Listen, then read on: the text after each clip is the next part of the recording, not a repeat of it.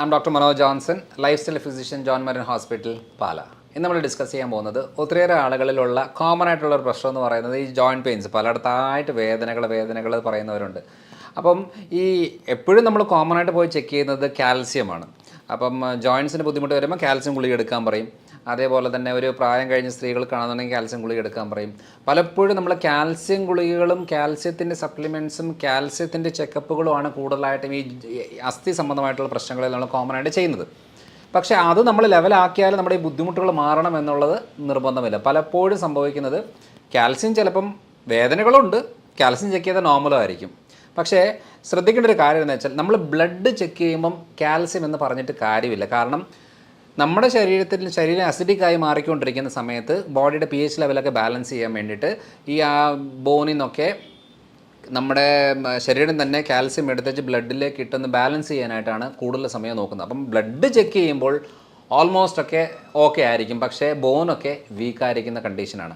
അപ്പോൾ എങ്ങനെയാണ് നമ്മളിപ്പോൾ നോക്കുമ്പോൾ കാൽസ്യം എടുത്തു എന്ന് പറഞ്ഞ ഉടനെ ശരീരം കാൽസ്യം വലിച്ചെടുക്കണമെന്ന് ഒരു നിർബന്ധവുമില്ല. കാരണം കാൽസ്യം ശരീരത്തിൽ ഉപയോഗപ്പെടണം എന്നുണ്ടെങ്കിൽ, അസ്ഥികൾക്ക് ഉപയോഗപ്പെടണം എന്നുണ്ടെങ്കിൽ രണ്ട് പ്രധാനപ്പെട്ട പോഷകങ്ങൾ വേറെ വേണം. ഒന്ന് വിറ്റമിൻ ഡിയും ഒന്ന് മഗ്നീഷ്യവും. ഈ രണ്ട് കോമ്പിനേഷനിലൂടെ കാൽസ്യം സപ്ലൈ ചെയ്തെങ്കിൽ മാത്രമേ നമ്മുടെ ശരീരത്തിന് ഉപയോഗപ്പെടുകയുള്ളൂ. അല്ലാതെ നമ്മൾ കാൽസ്യം ഗുളിക കുറേ കഴിച്ചു എന്ന് പറഞ്ഞാൽ വെറുതെ കിഡ്നി സ്റ്റോണും ബോണുകളിലൊക്കെ കാൽസിഫിക്കേഷനൊക്കെ ആയിട്ട് പോകുമല്ലാതെ പ്രത്യേകിച്ച് മെച്ചം നമുക്ക് കിട്ടത്തില്ല.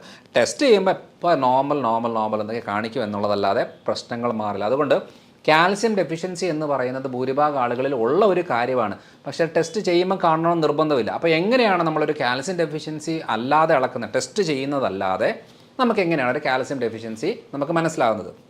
വളരെ സിമ്പിളാണ്. ഒന്ന്, നമ്മുടെ പല്ലിന് ഡാമേജ് വരും. പല്ല് എന്താ പറയുക, കേടാകുന്നത്, എനാമൽ പോകുന്നത്, പുളിപ്പ് രസം വരുന്നത്, അങ്ങനെ പല്ലിൻ്റെ കളറ് മാറുന്നത്, പല്ലിൻ്റെ പല രീതിയിലുള്ള ഡാമേജ് കാൽസ്യം ഡെഫിഷ്യൻസിയിൽ ഉണ്ടാകും. അതേപോലെ തന്നെ ഈ നഖമൊക്കെ നമുക്ക് വിണ്ട് കീറി ഇങ്ങനെ പൊട്ടിപ്പോകുന്ന ഒരു രീതി വരുന്നതും കാൽസ്യം ഡെഫിഷ്യൻസിയാണ്.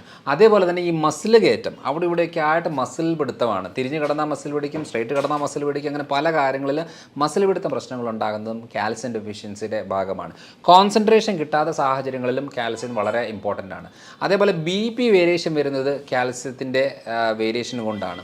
അതേപോലെ തന്നെ ഹാർട്ട് ബീറ്റിൽ വേരിയേഷൻ വരുന്നത് ഈ കാൽസ്യത്തിൻ്റെ വേരിയേഷൻ കൊണ്ടാണ്. അപ്പം മസിൽസ്, ബോൺസ്, നമ്മുടെ തിങ്കിങ് പ്രോസസ്സ്, അതേപോലെ തന്നെ നഖം, പല്ല്, ഈ പല കാര്യങ്ങളുടെ, അതേപോലെ ജോയിൻസിനെല്ലാം സ്റ്റിഫ്നെസ്, വേദനകൾ, ഇതെല്ലാം വരുന്നത് കാൽസ്യം ഡെഫിഷ്യൻസി കൊണ്ടാണ്. അപ്പോൾ കാൽസ്യം ഡെഫിഷ്യൻസി എന്ന് പറഞ്ഞിട്ട് കാൽസ്യം ഗുളിക കഴിച്ചിട്ട് യാതൊരു കാര്യമില്ല. കാരണം കാൽസ്യം മാത്രമല്ല ശരീരത്തിന് ഉപയോഗപ്പെടുത്തുന്നത്, അത് കാൽസ്യത്തിന് കൂടെ വിറ്റമിൻ ഡി, മഗ്നീഷ്യം, ഇത് വളരെ ഇമ്പോർട്ടൻ്റ് ആണ്. ഇപ്പോൾ വിറ്റമിൻ ഡി എന്ന് പറയുന്നത് നമുക്ക് കുറഞ്ഞു എന്ന് എങ്ങനെ അറിയും? അതും ഇതേപോലെ തന്നെ പല്ല്, നഖം, ജോയിൻസ്, വേദനകൾ. പക്ഷേ അതിനെക്കാട്ടിലും ഏറ്റവും കൂടുതൽ പ്രശ്നം കാണിക്കുന്നത് മുടി കൊഴിച്ചിൽ, മറവി. ഈ മുടി കൊഴിച്ചിൽ, മറവി, കാലുകഴപ്പ്, വേദനകൾ എന്ന് പറയുന്നത് വൈറ്റമിൻ ഡി ഡെഫിഷ്യൻസിയാണ്. അപ്പോൾ ഈ സെയിം സാധനം മസിൽസിന് ഏറ്റവും കൂടുതൽ വേദനകൾ, നീർക്കെട്ട്, ഫൈബ്രോമയാൽജിയ കണ്ടീഷന്, ടയർഡ്നെസ് ഒക്കെ വരുന്നത് മഗ്നീഷ്യം ഡെഫിഷ്യൻസിയാണ്. അപ്പോൾ ഇത് മൂന്നും കമ്പൈൻഡ് ആണ്. അതുകൊണ്ട് കാൽസ്യം ഗുളിക മാത്രം കഴിക്കുന്നവർ ശ്രദ്ധിക്കണം. കാൽസ്യം ഗുളിക മാത്രം കഴിച്ചത് കൊണ്ട് നമ്മുടെ പ്രശ്നങ്ങൾ മാറില്ല. പിന്നെ കാൽസ്യം ഗുളിക നമുക്ക് ആവശ്യമാണ്. അത് ഡെയിലി ഡോസിലെ കാൽസ്യം ഗുളിക എടുക്കാതിരിക്കുന്നതാണ് ഏറ്റവും നല്ലത്.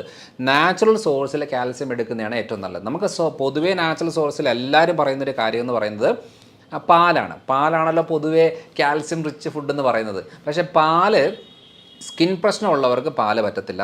വയറിൻ്റെ ഗ്യാസ്, ബ്ലോട്ടിങ്, നെഞ്ചരിച്ചിൽ, മലബന്ധ പ്രശ്നങ്ങൾ അല്ലെങ്കിൽ ലൂസ് മോഷൻ പ്രശ്നങ്ങളുള്ളവർക്കും, അതായത് വയറ് സംബന്ധമായിട്ട് പ്രശ്നമുള്ളവർക്കും പാല് പറ്റത്തില്ല. തൈറോയ്ഡ് പ്രശ്നമുള്ളവർക്കും പാല് പറ്റത്തില്ല. അപ്പോൾ ഈ 3 കാറ്റഗറിയിലുള്ള ആളുകൾക്ക് പാല് എടുത്തു കഴിഞ്ഞാൽ പാലിൻ്റെ കാൽസ്യം ശരീരത്തിൽ ഉപയോഗപ്പെടുത്തും, ഓക്കെയാണ്. പക്ഷേ പാലിലുള്ള പ്രോട്ടീന്, കേസിൻ എന്ന് പറയുന്ന പ്രോട്ടീൻ, അതേപോലെ തന്നെ ലാക്ടോസ് എന്ന് പറയുന്ന കാർബോഹൈഡ്രേറ്റ്, ഇതെല്ലാം ഈ ഡാമേജ് കൂടുതൽ വരുത്തും. തൈറോയ്ഡ്, സ്കിന്ന്, ഇൻറ്റസ്റ്റൈൻ പ്രശ്നമുള്ളവർക്ക് പാല് പാടില്ല.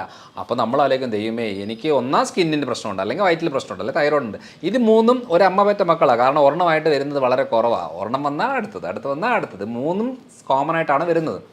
അപ്പോൾ അങ്ങനെ വരുമ്പം പാലെന്ന് പറഞ്ഞൊരു ഓപ്ഷൻ അവർക്ക് കഴിക്കാൻ പറ്റില്ലല്ലോ. അല്ലാത്തവർക്ക് കഴിക്കാം, കുഴപ്പമൊന്നുമില്ല. പാലെന്ന് പറഞ്ഞ ഓപ്ഷൻ കഴിക്കാൻ പറ്റാത്തവർക്ക് എന്ത് ചെയ്യണം? വേറെ ഓപ്ഷൻ ഉണ്ട്. ലാക്ടോസ് ഇൻടോളറൻസ് സിവിയർ ആയിട്ടുള്ളവർക്ക് തൈരോ എണ്ണയോ അതൊന്നും പറ്റത്തില്ല. പക്ഷേ അതൊക്കെ ഒരു കുറവ് 10% ആളുകൾക്കേ ഉള്ളൂ. ബാക്കി 90% ആളുകൾക്കും പാല് നല്ലതല്ല, പക്ഷേ തൈര് കഴിക്കാം, മോര് കഴിക്കാം, വെണ്ണ, നെയ്യ്, പനീർ, ആ സാധനങ്ങളെല്ലാം നമുക്ക് കഴിക്കാം കാൽസ്യത്തിൻ്റെ സോഴ്സുമായിട്ട്. ഇനി മുട്ടയുടെ വെള്ള നല്ലൊരു കാൽസ്യം സോഴ്സാണ്. അതേപോലെ തന്നെ മുത്താരി, റാഗി മില്ലറ്റിൽ വരുന്നത് അതും നല്ലൊരു കാൽസ്യം സോഴ്സാണ്. ഈ ചെറിയ മീനുകൾ മുള്ളോടുകൂടി കഴിക്കുന്നതും അതും നല്ലൊരു കാൽസ്യം സോഴ്സാണ്.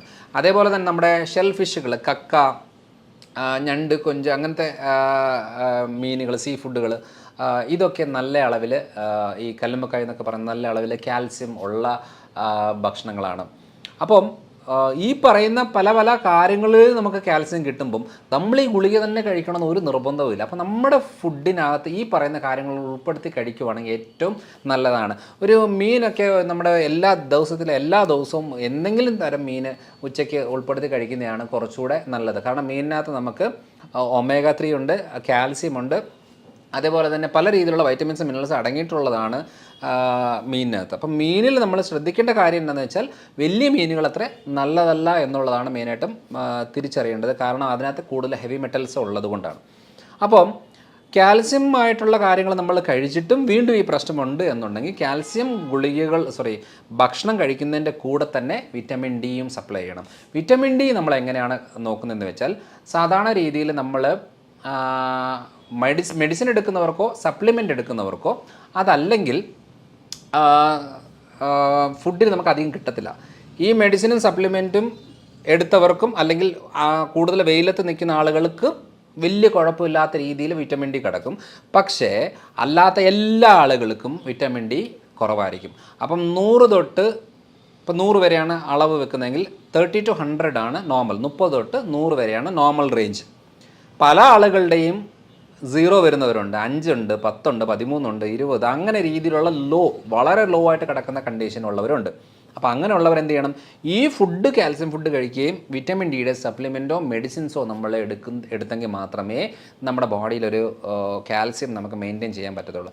അപ്പോൾ ഈ വിറ്റമിൻ ഡിയും കാൽസ്യം കഴിക്കുമ്പോൾ മഗ്നീഷ്യം എന്ന് പറയുന്ന ഒരു കോമ്പിനേഷൻസ്, അത് സപ്ലിമെൻ്റാണ്, അതും ആവശ്യമുള്ളതാണ്. അപ്പോൾ ഈ കോമ്പിനേഷനിലാണ് ഞങ്ങൾ കൂടുതലും ഈ പറയുന്ന ബോൺസ് മസിൽസ് റിലേറ്റഡ് ആയിട്ടുള്ള പ്രശ്നങ്ങൾ കൂടുതൽ ട്രീറ്റ് ചെയ്യുന്നത് ഈ ഒരു കോമ്പിനേഷനിലാണ്. അതുകൊണ്ട് ഇത് എല്ലായിടത്തും നമുക്ക് അവൈലബിൾ ആണ്. വിറ്റമിൻ ഡി എല്ലായിടത്തും കിട്ടും, കാൽസ്യം എല്ലായിടത്തും കിട്ടും, മഗ്നീഷ്യം എല്ലായിടത്തും കിട്ടും. അപ്പോൾ ഈ ഒരു കാര്യങ്ങളിലൂടെ ഉൾപ്പെടുത്തിയാണ് നമ്മൾ എടുക്കുന്നതെങ്കിൽ വളരെ ഈസി ആയിട്ട് നമ്മുടെ ജോയിൻറ്റ് പെയിൻസ് പ്രശ്നങ്ങളും കാര്യങ്ങളും ക്ലിയർ ആകും. അതുകൊണ്ട് പിന്നെ കാൽസ്യം ഡെഫിഷ്യൻസി എന്ന് പറയുമ്പോൾ ഈ ജോയിൻറ്റ് പെയിൻസ് മാത്രമല്ലല്ലോ, നമ്മളെ ഹാർട്ടിനും ബ്ലഡ് വെസൽസിനും കിഡ്നി ഹെൽത്തിനും മസിൽസിനും എല്ലാത്തിനെയും ബാധിക്കുന്നത് കൊണ്ട് അതൊരു നിസ്സാരമായിട്ട് എടുക്കരുത്. അതുകൊണ്ട് നമ്മുടെ ഫുഡിൽ ഇപ്പോൾ രാവിലെ നമ്മൾ 3 ദോശ കഴിക്കുന്നു എന്ന് വെച്ചോ, 3 ദോശയും ചമ്മന്തിയും കഴിക്കുന്നു. അപ്പോൾ അതിന് പകരം നമ്മൾ ഒരു ദോശയും ഒരു ഓംലേറ്റും ആക്കിയിട്ട് ഒരു ചമ്മന്തിയും കൂടി കഴിക്കുകയാണെന്നുണ്ടെങ്കിൽ നമുക്ക് ന്യൂട്രിയൻസ് കിട്ടി. ദോശ മാത്രം കഴിച്ചാൽ നമുക്ക് ആ പോഷകം കിട്ടത്തില്ല. ഉച്ചയ്ക്കാണെന്നുണ്ടെങ്കിൽ ചോറ്, കറികൾ കൂടെ കുറച്ച് ഒരു മീനോ ചെറിയ മീനുകളോ അല്ലെങ്കിൽ കക്ക, ആ ഒരു രീതിയിലുള്ള ഷെൽ ഫിഷുകളോ അങ്ങനെ എന്തെങ്കിലും സീ ഫുഡുകളോട് ഉൾപ്പെടുത്തുകയാണെന്നുണ്ടെങ്കിൽ നമുക്കത് കിട്ടി. ഇപ്പോൾ രാത്രി വേണമെന്നുണ്ടെങ്കിൽ നമുക്ക് റാഗി, മുത്താരി എന്തെങ്കിലും ഉൾപ്പെടുത്തിക്കൊണ്ട് നമുക്ക് കഴിക്കാം. മുട്ട ഓംലെറ്റ് ആക്കിയിട്ടോ മുട്ടയുടെ വെള്ളമായിട്ട് കഴിക്കാം. അതെല്ലാം നമുക്ക് ഉപയോഗപ്പെടുന്ന ഒരു കാര്യമാണ്.